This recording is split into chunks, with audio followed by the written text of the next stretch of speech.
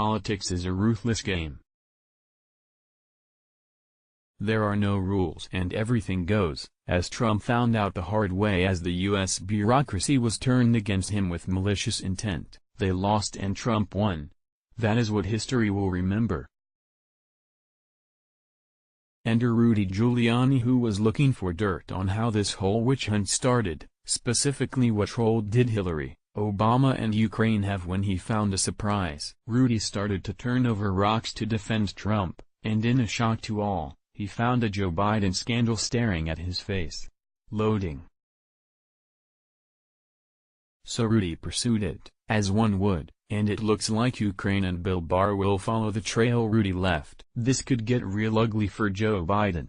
From the New York Times, it was a foreign policy role Joseph R. Biden Jr. enthusiastically embraced during his vice presidency, browbeating Ukraine's notoriously corrupt government to clean up its act, and one of his most memorable performances came on a trip to Kyiv in March 2016. When he threatened to withhold $1 billion in United States loan guarantees if Ukraine's leaders did not dismiss the country's top prosecutor, who had been accused of turning a blind eye to corruption in his own office and among the political elite. The pressure campaign worked. The prosecutor general, long a target of criticism from other Western nations and international lenders, was soon voted out by the Ukrainian parliament. Among those who had a stake in the outcome was Hunter Biden, Mr. Biden's younger son, who at the time was on the board of an energy company owned by a Ukrainian oligarch who had been in the sights of the fired prosecutor general. Hunter Biden was a Yale-educated lawyer who had served on the boards of Amtrak and a number of non-profit organizations and think tanks, but lacked any experience in Ukraine and just months earlier had been discharged from the Navy Reserve after testing positive for cocaine. He would be paid as much as $50,000 per month in some months for his work for the company, Burisma Holdings.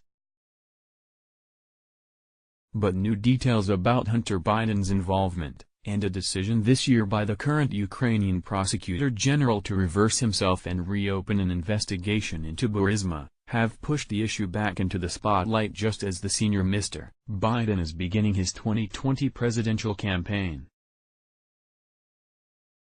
They show how Hunter Biden and his American business partners were part of a broad effort by Burisma to bring in well-connected Democrats during a period when the company was facing investigations backed not just by domestic Ukrainian forces but by officials in the Obama administration. Hunter Biden's work for Burisma prompted concerns among State Department officials at the time that the connection could complicate Vice President Biden's diplomacy in Ukraine, former officials said. Mr. Giuliani said he got involved because he was seeking to counter the Mueller investigation with evidence that Democrats conspired with sympathetic Ukrainians to help initiate what became the special counsel's inquiry.